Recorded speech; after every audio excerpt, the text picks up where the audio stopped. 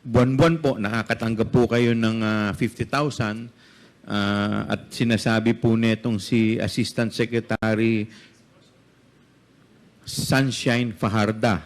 Sabi po ninyo sa kanya, itong envelope na to ay galing po from the Office of Vice President Sara Duterte o galing kay BP. And you will agree with me if I would say na you consider it difficult because it concerns matter about procurement and bidding. Yes. Where there are a lot of issues surrounding, sometimes And it's just issues too about many. bribery and corruption. You agree with me? And you did not open the envelope because you feel so uncomfortable. Do you confirm? yes. And then recently you made mention na it was only once that I had this case with the ombudsman. Do you confirm? Yes, ma'am. And you also made mention that you wish to protect yourself. Do you confirm? Yes. And the Mr. reason, Chair. ma'am, is because you believe that that envelope is a bribe.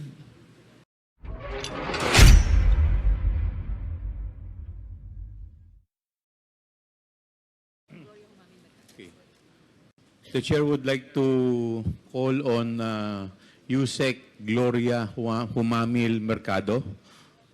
Yes. Nakaupo na po ba yung mga resource person natin sa DepEd? Now, before we start the interpolation, maybe we can ask the COMSEC to administer the oath to Usec Mercado. COMSEC? Ms. Gloria Mamil Mercado, please stand up and raise your right hand. Do you swear to tell the truth, the whole truth, and nothing but the truth in this committee? I will. So, to help you God. Thank you, Your Honor. The oath has been administered. Okay, I understand, ma'am, Usec, that you have a statement. Meron po kayong statement na sasabihin. You are now recognized.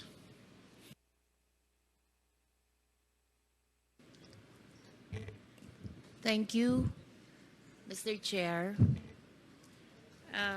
Before I start, I just want to say that this is a very difficult thing to do, and I apologize to my children who didn't like me to join this this session, and also my colleagues who are my friends, but I have to read my statement. My name is Gloria Humamil Mercado, and I have dedicated over 40 years to public service in the government of the Philippines.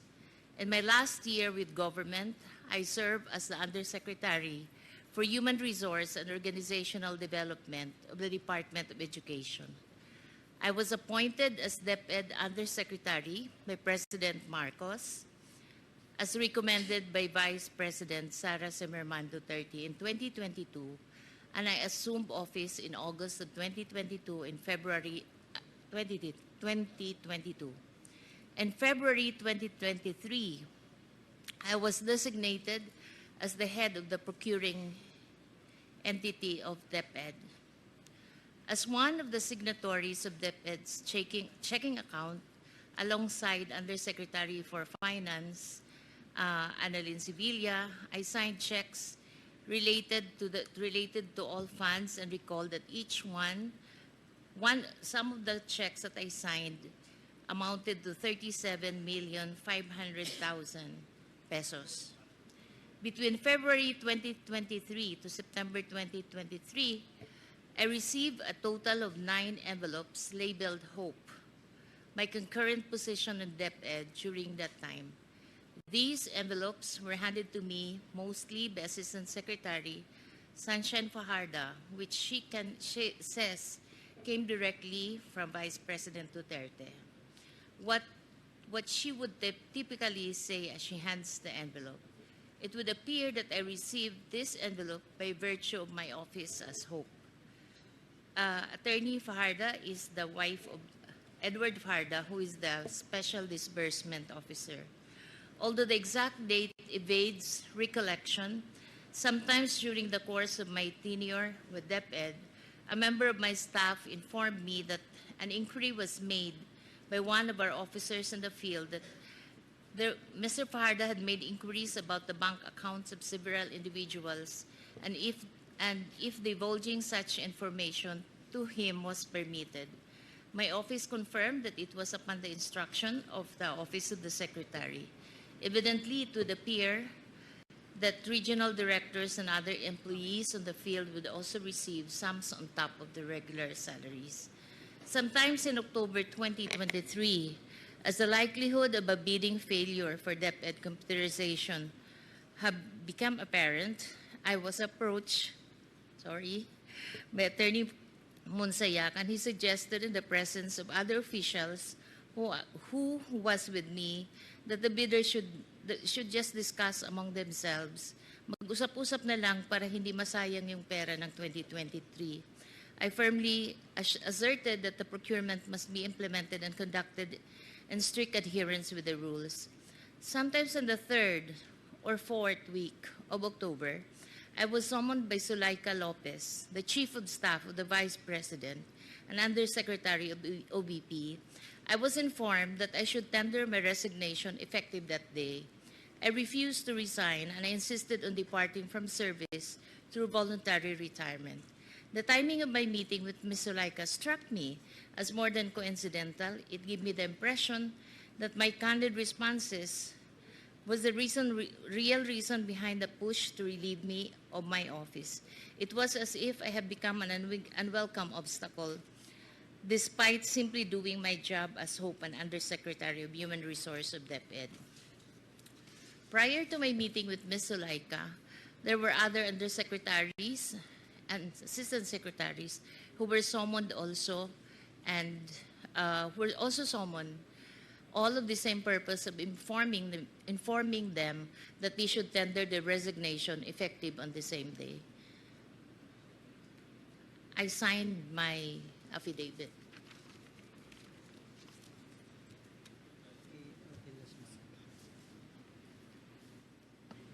Can we request for the copy of the affidavit, Mr. Chair? Comsec, could you please get, or yes, pwede po ba makahingi kami ng affidavit? Thank you po, ma'am, sa inyong statement.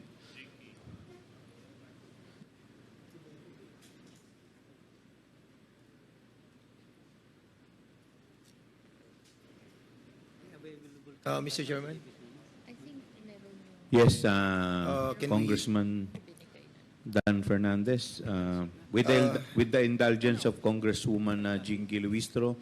Yeah, we don't have a copy yet of the affidavit, but I heard the name of Attorney Monsayak, and a while ago, Congressman Chairman Caraps mentioned his name as the former official of the OBP. Can we invite also, if Attorney Monsayak, could you please can we invite take him a seat? over because your name was mentioned in the affidavit of Miss ano? Miss what's your name, ma'am? Mr. Chair, I'm Dr. Mercado. Dr. Mercado. Your name is Gloria. Yes. Gloria Mercado. Okay, thank you so much, Mr. Chair. Yes, may I request the Comsec to please reproduce the affidavit of Usec Mercado and Chair. furnish all the members of the committee with a copy. Yes, Congressman Rodriguez. Mr. Chair, in the same line of the administrative matter raised by Honorable Fernandez, I believe another USEC is here also present with us, the Attorney Poa, and he was also mentioned in the affidavit. Perhaps we may ask him to join us here in the... Yes, Attorney Poa. Thank you, Mr. Chair. You are invited. Please take a seat. Comsec, po pwedeng paki-assist po si Attorney. Baka ayaw tumabini. Ay, sir, siguro pwedeng hiwalay po kayo. Baka magkalabitan po kayo. Baka pwede po maghiwalay po kayo para at least para maiwasan po natin yung lambingan dito. Paghiwalay na lang po natin. Yes. Pwede pong, sir, pwede pong atras, hindi. Doon din po si Monsayak. Paki-atras, hindi. Atras na lang po yung mga dito. Siguro sa gitna na lang po si Attorney Monsayak. Pwede po bang makipagpalit sa gitna? Mr. Chair, while we're attending to the arrangements and physical arrangements of the committee, can I request for a 5-minute suspension? 5-minute suspension is declared by the Chair. Our first interpolator would be Congressman Dan Fernandez. Congressman. Mr. Chairman, this is brief lang po, no? As I read the affidavit, medyo mabibigat po itong mga accusations that was mentioned by Miss Gloria Jumamil Mercado. But while we are in break, I tried trying to call my mga contacts about this person, si Gloria Jumamil Mercado. If I may be allowed to just establish some qualifications that you have. Just answer us truthfully, Miss Gloria Jumamil Mercado.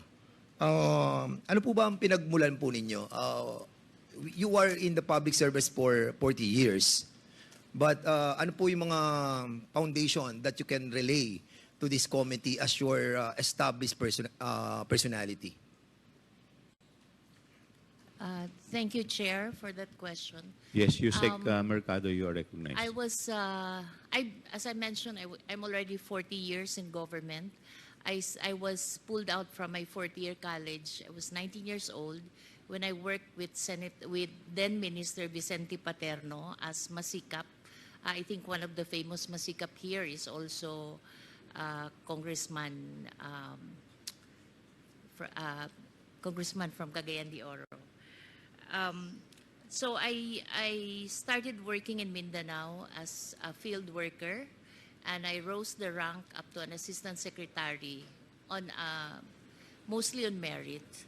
And then I had my PhD in Mainland China Studies. So when I got back, I was asked by Secretary Bert Gonzales to join him in the National Security Council, and that's where I was totally grounded on social democracy and being able to work well with the countryside and the other sectors. So in other words, Mr. Chairman, your foundation of your having served for 40 years in the public service is Social Democrats. Yes po, sir. Mr. Chairman, kasi yung pong mga Social Democrats, yung pong equality, no? Like Sweden, Norway, and the different part of this world adhere to this social democracy, which establish a fairness and equal rights for every citizen of their country. And I heard that, correct me if I'm wrong, Madam Gloria, were you tapped on the Yolanda rehabilitation on the capacity building of the different LGUs by former Senator Ping Lacson? Yes po, sir. Bakit po kayo tinap ni Senator Ping Lacson? What is your credibility and your capacity to lead yung sa Yolanda rehabilitation? I was actually wearing two hats, Mr. Chair. The first one is I was the commander of the Naval Forces Reserve, Eastern Visayas. I'm a Commodore po of the Philippine Navy Reserve. So, reservist po kayo ng, Yes ng po, Navy? sir. Yes, sir. And second is that I was the Senior Vice President and Dean of the Development Academy of the Philippines. And we were asked by Senator Ping Lacson, of then Presidential Advisor for the Yolanda Rehabilitation, to develop a course for the 179 municipalities and towns that were affected by which we call the Yolanda Corridor. So we customized a program for them, and they didn't come up with a thesis. It's a master's degree. What they came out, each of the planner will come out with a new town plan that is on a build better framework. So, in other words, Madam Chair, Mr. Chair pala, and Madam Gloria, yung buong trabaho po ninyo para maintindihan po ng in a layman's term, no? Yung naging trabaho nyo as Senior Vice President po ba kayo ng Development Academy of the Philippines? Yes po. If I may, no, ito po bang trabaho nyo dito, kung ilalagay po natin para mas maintindihan natin, kayo po yung nagte-train para dun sa mga career executive. Am I correct? Yes, Mr. Chair. So in other words, your capacity as one of the pillars of the Development Academy of the Philippines is to give ammunition to those affected doon sa Yolanda tragedy. Is that correct? Yes, Mr. Chair. Were you also a pioneer nung tinatawag natin sa Development Security Program for the Command and General Staff ng College ng Armed Forces of the Philippines? Yes, Mr. Were you a part Chair. of it? Kasi as also a reservist po, I realized that yung nag-aaral sa Command and General Staff College, they only get a certificate of a Command and General Staff course. So naisip namin sa DAP is to twin a program. We expanded the training so that pag-graduate nila sa Command and General Staff College, hindi lamang sila certified of the Command and General Staff course, meron din silang Masters in Public Management, Major in Development and Security. Ang tinuturo po namin, Mr. Chair, is for the armed forces to be able to work properly in the ground, especially with the NGOs and the local government units. Okay. Aside from that, somebody texted me as well. They saw you on the live stream of the House of Representatives, and they're telling me that you are a senior fellow of the Philippine Public Safety College, wherein I'm going to graduate on Friday. Yes, sir. Are you a dean of the PPSC? No, sir. We helped develop the program. So I chaired the advisory committee. So you created the program that we are that Yes, will yes, being sir. taught to us. Yes, Mr. Kasi Chair. 1 year na po akong nagmamasteral sa Public PPSC, safety. sa public safety, and I'm quite surprised that you are a former senior fellow of the PPSC. And with that, Mr. Chairman, no, I was quite surprised to find out that no, actually, I'm not surprised anymore. A while ago, when I was hearing your testimony on your affidavit, medyo nagiging questionable pa sa akin yung mga dineklara nyo dito. But now that I found out all of this qualification that was given to me by my friend who have watched you testifying on this committee, now I must agree that you really have a ball, no? Ano kayo talaga? You were established on your foundation on the true public service that are being given by you. And with that, Mr. Chairman, I will not be furthering my my query anymore because I believe that this person who will be testifying to us have this high credibility. Maraming salamat po, Mr. Chairman. Thank you. I will be the next interpolator. Ma'am, kanina po binanggit po ninyo dito na sa inyong affidavit. Ito po ba yung affidavit na binabanggit po ninyo, na pirmado po ninyo? Dated 25th of September 2024? Yes, Mr. Chair. Okay. Ito po yung pirma ninyo na nakalagay po sa taas ng Gloria Humamil Mercado. Pirma po ba ninyo ito? Yes, Mr. Chair. Okay. So alam naman po ninyo at ito po ay under oath. So Yes, ibig Mr. sabihin po nito at kanina rin po kayo po ay nag-take ng oath. So lahat po ng sasabihin ninyo po dito ay dapat pawang katotohanan lamang. Tama po ba? Yes, Mr. Chair. Okay. Kanina po binanggit po ninyo dito na kayo po ay by the way, ano po yung inyong educational background? Pwede po ba malaman namin? I have a bachelor's in economics and a master's in National Security Administration. National Security And a Administration. PhD po in Chinese Studies. And PhD. In Chinese Studies. Chinese Studies. Okay. Sabi po ninyo dito kanina, sa inyong number 2 affidavit, I was appointed as DepEd Undersecretary by President Ferdinand Romualdez as recommended by Vice President Sara Zimmerman Duterte in 2022. Bakit po paano po ninyo nakilala si VP Sara? At bakit kayo po ang napili niya na irekomenda bilang Undersecretary ng DepEd? Thank you, sir. Thank you, Chair. We actually went through a selection process. There was an advertisement by the CES board that the Department of Education is going to recruit undersecretaries, assistant secretaries. So we saw that ad. I was currently working with the Office of the Presidential Advisor for streamlining government processes. And so we applied, we were interviewed, and then we received communication that we passed the interview and the process, the selection process, and that we are to assume at a specific date. Okay. So, ibig sabihin po, prior to your appointment as Undersecretary, hindi pa po nyo kilala si Vice President Sara Duterte. Tama po ba? Kilala naman po, kilala Your na po Honor, ninyo. kasi she studied at the Development Academy of the Philippines where I Okay. was the Dean and the Senior Vice President. She was our graduate student. So, din po kayo sa DAP. Yes po, sir. Ano Your Honor. pong course ang kung saan po kayo din? Sir, it's just one. So yung buong DAP kayo po yung ano? Yes, sir. Okay, Development It's Academy, the tama Graduate po ba? School of Public and Development Management. Okay. So, dito po ninyo nakilala si VP Sara. Yes po. Yes, Your Honor. And Okay. I was actually her advisor of her thesis for her master's degree. Okay.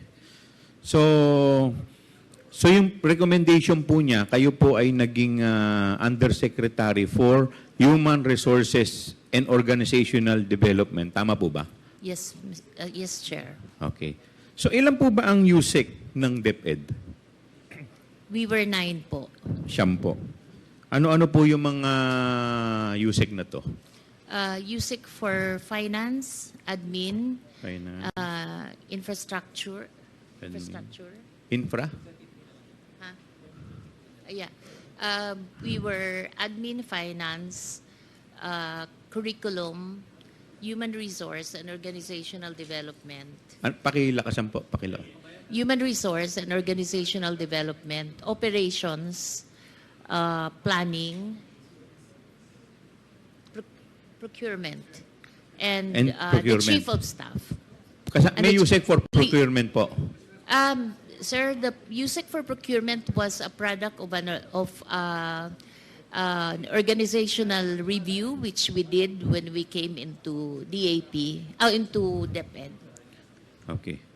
So, as USEC for Human Resources and Organizational Development, kayo rin po ay na-designate as head ng procuring entity.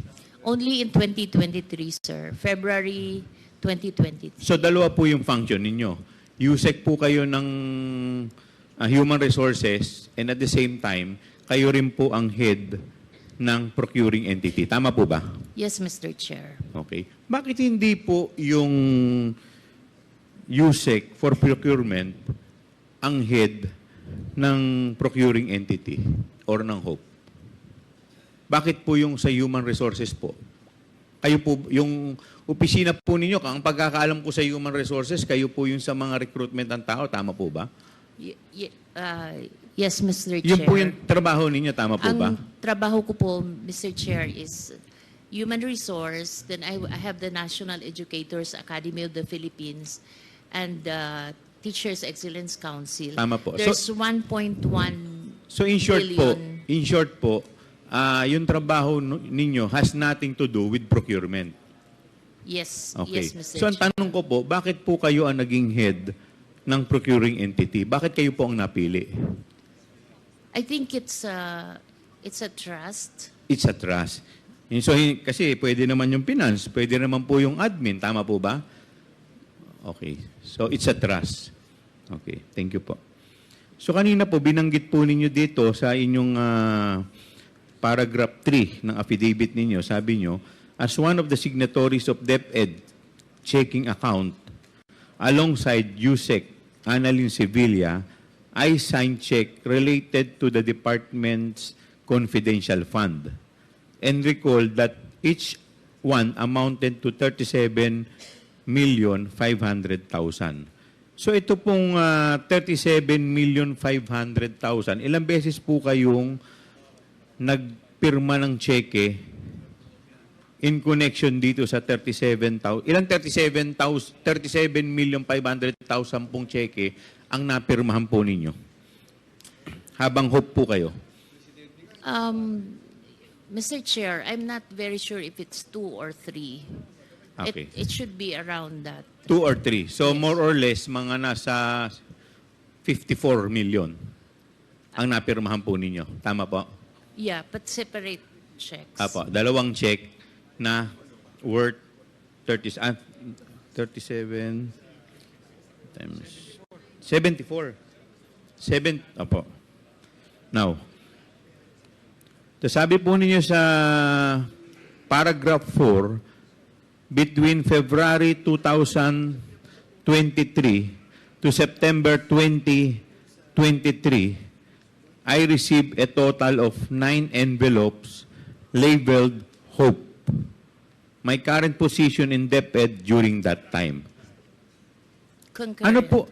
Tama po ba? concurrent position. Yes. Your Honor. So tama po ba itong sinabi ninyo? Yes, Okay. Mr. Ano po Chair. yung laman nitong siyam na envelope na to? It's 50,000 pesos. 50,000. So, 50,000 times 9. So, for 9 months, ilang buwan po kayong naging Hope? 9 months? May I explain that? Yes, please. I've been receiving that envelope, but I never opened it while I was at DepEd. Some of my friends, when I left, they saw that those envelopes still intact, not opened. So I actually didn't know how much money there was in each of the envelope. But how did you know na pera po ang When I laman? retired already, I was asking for an exit call so I could You were return asking for? for an exit call when I was leaving already DepEd because I wanted to return those envelopes, but I wasn't able to have that exit call. I wasn't able to return, but so I sought some advice, and they just advised me to donate it to a non-government organization, which I did. And that's the only time that I opened those envelopes in front of the people that I was donating it. And it was 50,000 per envelope. So, 50,000 times 9. It's 450 po. And 450. They issued me a receipt for that 450. Okay. Sino po nag-issue ng receipt? Yung the one who, it's an The one it's na... an NGO that I Okay. donated So, yung the money. pinag-donate po ninyo. Yes, Do you sir. have that receipt? Yes, sir. Thank Yes, you. Your- Can we yes, have a Mr. copy Chair. of the receipt, Yes, ma'am? Mr. Chair. Thank you po. So, buwan-buwan po, nakakatanggap po kayo ng 50,000 at sinasabi po netong si Assistant Secretary Sunshine Fajarda. Sabi po ninyo sa kanya, itong envelope na to ay galing po from the Office of Vice President Sara Duterte o galing kay BP. So, ano po ba ang trabaho nito ni Assistant Secretary Sunshine Fajarda? She used to be the head executive assistant. Heya. And then she became an assistant secretary. Okay. At ang asawa po niya, sabi po ninyo dito, si Edward Fajarda, siya naman po ang Special Disbursement Officer. Tama po ba? Yes. Okay. So, ibig sabihin po, itong mag-asawa po, si Sunshine Fajarda at si Edward Fajarda, ay very close po talaga sa Vice President. Tama po ba? Masasabi po ba ninyo na very close sila? I couldn't say that po. Pero the fact na si Sunshine Fajarda ay Heya, so siya po yung laging kasama. Tama po ba? if you're the Heya, you're usually the one who has trust and confidence from the Yes, president. trust and confidence. So, ano po ba yung mga trabaho kadalasan ng HEA? It's really doing the Parang chief of staff din po yan Yes. Tama po ba? So, pag dumating na si HEA at may sinabi pong instruction sa inyo, parang ang kausap na rin po ninyo yung boss. Tama po ba? yes, So, Mr. okay. Chair. So, ito po bang... so, tuwing nagpupunta po siya sa inyo, sabi ninyo, 9 months. Sunod-sunod, nagbibigay po siya ng envelope na may laman pong 50,000. Tuwing nagpupunta po siya sa inyo, sinasabi po niya, galing kay VP. Tama po ba? Kami po yung umaakyat sa Umakyat kayo. Office of the Secretary. Saan po kayo umakyat? Saang office po? Sa Office of the Secretary. Kasi that's where she holds office. Sa office ni Assistant Secretary Fajarda. Yes. Okay. Yes, Chair. By the way, ito po bang opisina po niya? Gaano po ito kalayo sa opisina ni BP Sara? The same... Same office. So, ibig sabihin, isang opisina lang po silang dalawa. Okay. Pero kasi normally po, yung Usec ang nagpapatawag ng ASEC Tama po ba? Tama po ba? Kasi mas mataas po yung Usec kaysa sa ASEC But this time, yung ASEC po ang nagpapatawag sa Usec. Tama po ba? Yes, Chair. Okay. So, yun po hindi naman normal. Kasi normally talaga, ang boss ng ASEC, yung Usec. Tama po ba? Okay. So, the fact na kayo po ay pinatatawag ng ASEC, ibig sabihin po talaga, talagang very close. At talagang parang very close siya sa secretary. Tama po ba? Parang alter ego po siya. Okay. Pakidescribe nyo nga yung opisina ng Office of the Vice President at saka ito pong opisina ni Assistant Secretary Sunshine Fajarda. Ano po ba yan? Kunyari, halimbawa, ito po, isang opisina to. Meron lang po ba siya doong table o meron din siyang sariling opisina doon? May sarili siyang... May sariling opisina. So, para siyang chief of staff doon. Okay. Pero lahat yan under ng Office of the Secretary. Kasi normally po, ang mga may opisina lang po doon, Usec. Tama po ba? Ang mga Usec po, may kanya-kanyang opisina. Tama po ba? Sa baba po. Sa baba. Yung mga ASEC po, may mga opisina rin po ba? Yes, Saan yes, po? Sa baba rin. Naka-scattered kasi madami. Naka-scattered. So, ibig sabihin, on top dun sa opisina niya as ASEC, meron din siyang opisina sa loob ng opisina ng secretary as HEA. No po, Chair. Wala. Yun lang yung office niya. Ayun lang ang office niya. So, ibig sabihin Kasama talaga... din niya yung Usec, yung Chief of Staff. Okay. Ang nag-office doon, Chief of Staff at saka yung ASEC. Doon sa loob ng opisina ng secretary. Okay. Yes. So, yun lang po. Salamat po. Yes, with the indulgence of Congresswoman Luistro, the Chair would like to recognize Congressman J. Konghun. In connection lang po, ma'am, doon sa tanong ni Chair. Tanong ko lang po, ma'am, nung naramdaman niyo po na may nag-aabot po sa inyo ng sobre, buwan-buwan, ano po ang pakiramdam niyo? Bakit hindi niyo po binuksan? I must admit that I was uncomfortable with those envelopes, but parang ang hirap din kasi I'm not sure if others are receiving. Parang ang hirap din I didn't know if others are receiving. I cannot say. So ang ginawa ko na lang is I had this pouch that iniiwan ko lang sa office. Nilalagay ko lang doon yung mga binibigay sa akin na pera. Sa pakiramdam po ninyo, para po saan yun? Ang feeling ko is she has naman resources to give to she has probably personal resources that she can share to her people, and I'm not really, ayoko mag-speculate, but the only thing I could say is I wasn't comfortable with it. Hindi po ba kayo nagtataka? Kayo po yung head ng HOPE, ng procuring entity, tapos may natatanggap po kayo na buwan ng 50,000? As I mentioned, it is uncomfortable, and that's precisely the reason why I wasn't opening it at all. I was just putting it in one pouch. Thank you, Mr. Chair. The Chair Mr. would Chair, like to recognize Congresswoman Luistro. thank you. My question is addressed to Ma'am Mercado. Ma'am, do you confirm when you were still in DepEd, you were occupying concurrently Usec for HR and HOPE? Yes. Sabay Mr. po yun. When were you appointed as Undersecretary for Human Resources and Organizational Development? We were all appointed together by the President July, but I only assumed Can you please state the year? July 2022 po. Okay. But I only assumed office in August 15, 2022 because I was still winding up my work with another office. So you would agree with me if I say that you were appointed as Usec for HR July 22, but you assumed the position August 15, 2022?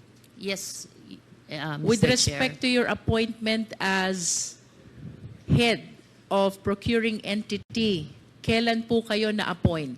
That's February 2023. February 2023.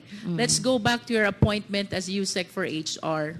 From August 15, 2022, kayo po ba ay pinaakyat din ni Usec Sunshine to receive this envelope which you refused to open? Not on 2020. I don't recall 2022.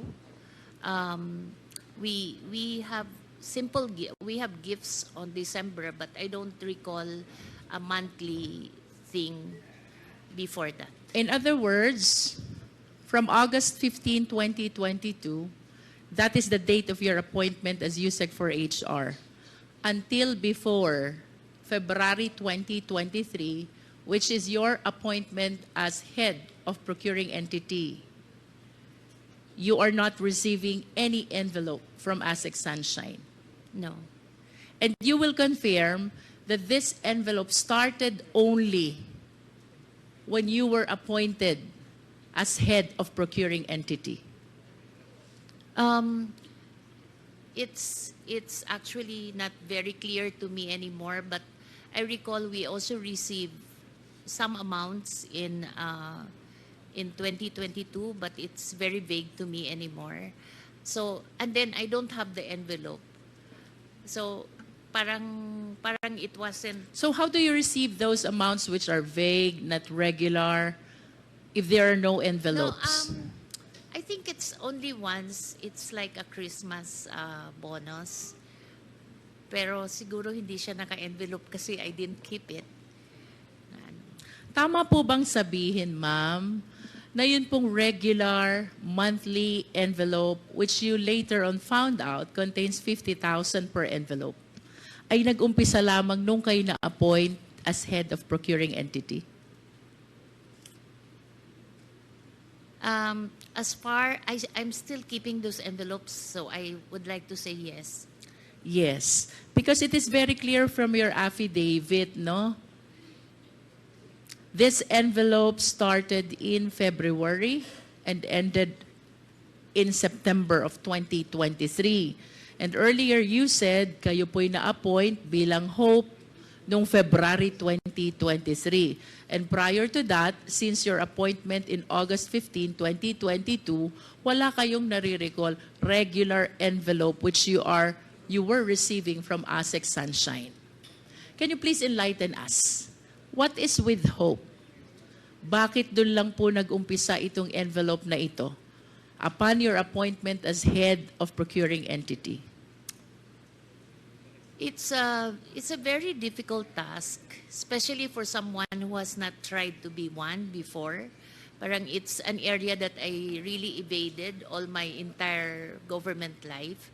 But I needed there's just too many already pending procurement at that time. So when I was asked if I could be designated as the hope, I first referred them to other people who are seasoned in procurement, like sina Usec Rebsi, but Usec Rebsi was already too preoccupied with operations. So I finally accepted the position, and it was difficult because I have to study the procurement law, and I was given I had a lawyer and someone who's already a retiree to review the documents with me when we signed the contracts. And I had commitment from when I accepted the post, I made it a family decision, you know. Like among the execom, I asked our legal before, Usec Brady and ASIC Amanda Nograles, that everything that I signed has to be thoroughly reviewed by legal. And so I had that commitment of support from everyone in the execom, and so I accepted the post. In brief, ma'am, can you please enlighten us? Why do you say na mahirap, difficult ang position ng Hope? Because you have to you have to look through all the documents, and it's like Which documents, ma'am? everything that goes through the bidding process. I am not part of the bidding process itself, but on the time that I was appointed, I was the one tasked to form the structure of who's chair for BAC 1, BAC 2. So I spoke to all the people which I know I will have comfort to chair specific committees at specific BAC. But the process of bidding, I'm not part of it because you have to maintain you have to make sure that you're not enmeshed with the process itself, but you're just reviewing to make sure that the vice president secretary is protected with everything that I signed because it's a delegated function.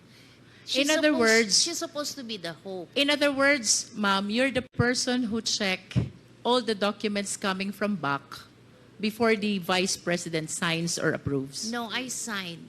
Because You sign for the... I have to sign because I'm the one, the hope signs. It's delegated to me already. And you will agree with me if I would say na you consider it difficult because it concerns matter about procurement and bidding, Yes. where there are a lot of issues surrounding, sometimes And it's just, issues too about many. bribery and corruption. You agree with me? yes, And what do you think is the reason kung bakit yung envelope nag-start lang during your appointment as Hope? I think Bakit it's- po walang envelope nung HR pa lang kayo? Tapos biglang nagka-envelope nung naging Hope kayo? I think it's like an allowance maybe for an extra work because sometimes I have to stay until midnight to look at the documents when sometimes I have If one. that is just an allowance, ma'am, then the rest of the officials of the DepEd should be receiving also their respective envelopes. Do you think so? Don't you think so, ma'am? If that is just an allowance, then the rest of the officers of DepEd should have their own envelopes as well. Mr. Chair, that's precisely the reason why I did not open any of it. Because I that understand. was very uncomfortable on I my understand. And that leads me to the next question, ma'am. Why were you so uncomfortable with the envelope when you believe that that is just an allowance? part. Because, Ma'am, I'm 40 years, Mr. Chair, I'm 40 years in government. The only time I have an ombudsman case is when I advised my principal not to sign an importation, when I was the deputy cabinet secretary, and I advised my principal not to sign an importation because there was no rice crisis. That's my only ombudsman. I have to protect that name. Self-made po kami. I come from Samar. I was a scholar since I was grade 1 until I took my PhD. So I have all reasons to protect my name, Your Honor. And I'm in the home stretch of my career. And then I'm being thrown into that position, which I have no control because I'm only studying it. So that's my Ma'am, I wish to remind you of the terminologies which you mentioned already. With all due respect po sa inyo, no? Because I want to elicit this information from you. Kanina po sabi nyo, the position, the job of hope is very difficult. Do you confirm? yes. Yes.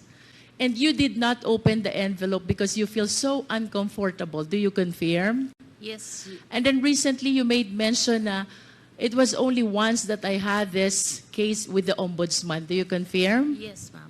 And you also made mention that you wish to protect yourself. Do you confirm? Yes. And the Mr. reason, Chair. ma'am, is because you believe that that envelope is a bribe. Do you agree with me? Because I'm otherwise, you will not appreciate the job as difficult. You will not uncomfortable opening what you believe is allowance. You will not be thinking about the ombudsman case. You will not be thinking about protecting yourself. The reason why you are considering all these concerns is because you believe that the envelope is a bribe. Do you agree? Yes or no, ma'am? It's kind of harsh word to use, bribe, because if Or should I say, it is a means to influence your decision being the hope? it could be. You said yes to that? You said it could be. Could be. I wish to manifest, Mr. Chair, that on the story, on the narration of the resource speaker about this envelope, she received and she refused to open until the same is donated from February 2023 to September 2023 is a means actually to influence the decision of our resource speaker being the one who approved all the decision of the BAC in behalf of the DepEd Secretary. Tama po ba, ma'am?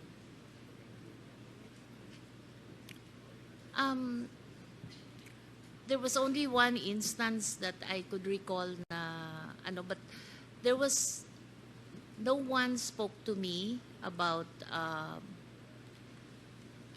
there was an instance where I tried to let a bidding lapse, but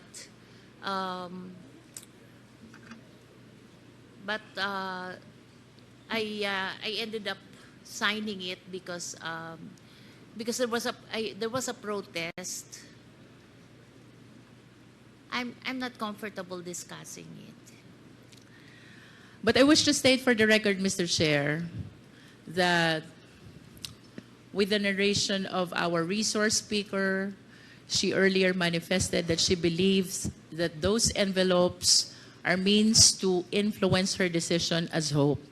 Ma'am, I wish to invite your attention to paragraph 6.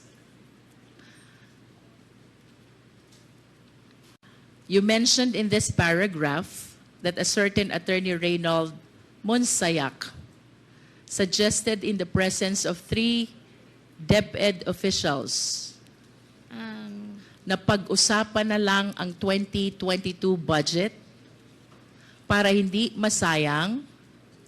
However, you firmly asserted that the procurement must be implemented and conducted in strict adherence with the rules. Do you confirm this? Yes. Can you please enlighten us? Sino po yung ibang DepEd officials present during this incident? Actually, it was one director and 2 consultants. Can you please state the names? The director was Director Resty Osias, and the consultants was Juna Soriano and Ferdinand. Ferdinand, forgot the family name. Where did this meeting happen, ma'am? Kanino was- pong opisina nangyari to? It was not in DepEd. I was having lunch. There was a training ongoing in one hotel. I don't recall anymore whether it's Linden or Discovery Suites. but it's just in Ortigas area. And I was having lunch with these people, and we were discussing a project. And then that's when I was approached. Does that project have something to do with the 2022 continuing no, fund? it was different. It was different. Yeah. But that lunch was shared with these 3 other DepEd officials along with Attorney Monsayak. No, Attorney Monsayak was not part of the lunch. I think he probably came out from the training, and then that's when he joined us.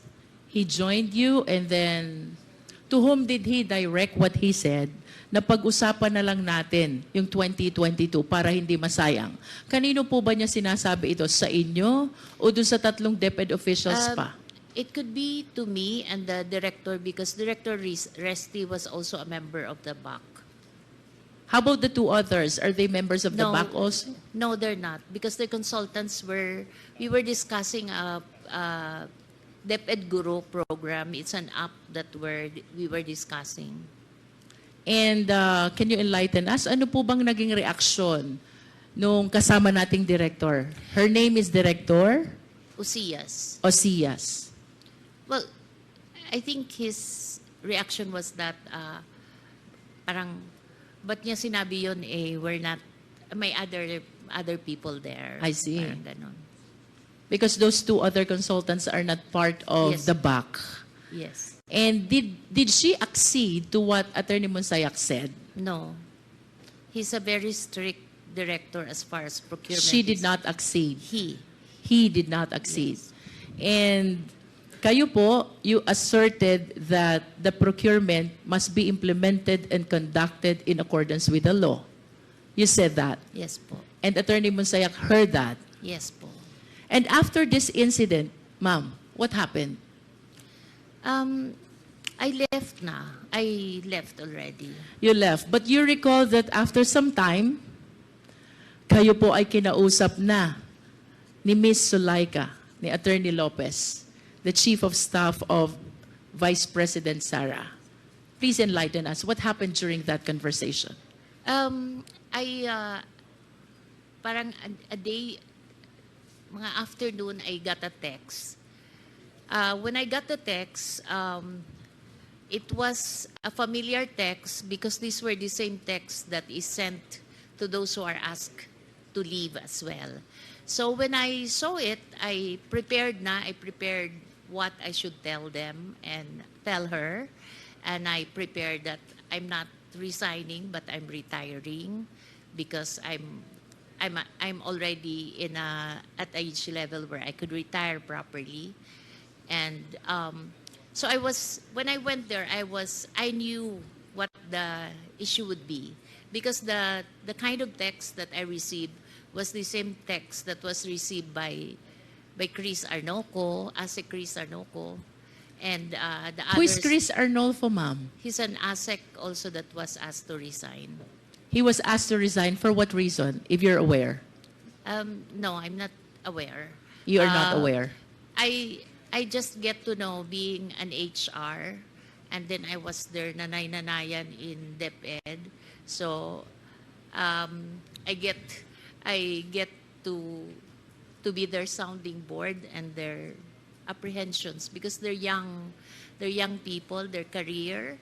So yun yung situation. And so when I arrived at the OBP's office in Mandaluyong, sinabi na there's this issue of a teacher that is in my office and some other issues.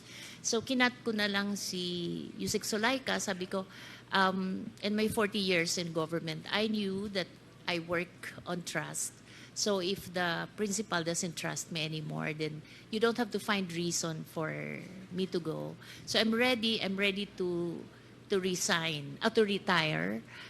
Here are the things that I need to do for retirement. I need to say goodbye properly to the institution that I serve well. For the record, ma'am, did you resign or did you retire? I'm being asked to resign. I did not. I retired. I You applied retired. for retirement. So when did you retire? Effective November 1. So that is 1 month No. from the supposed date No, when they you're don't supposed to li- retire? They don't like 1 month. I was actually trying to ask for December 30, but they wanted, in fact, they wanted it on that day that they spoke to me. This is 4th week of October when Attorney I Zulueta think third. talked to you. I'm not very sure anymore. 3rd week with of it. October. They want you to resign on that date? On that very day. On that very date. But you said, I'm not going to resign because I have to honor my 40 years in government, you know. What would I do after resigning? and how did you feel when on the Oh. 3rd week of October you're being asked to resign? I was so devastated because I couldn't find a reason why I will have to go, you know. What were you thinking during that time? Can you please share with us your thoughts?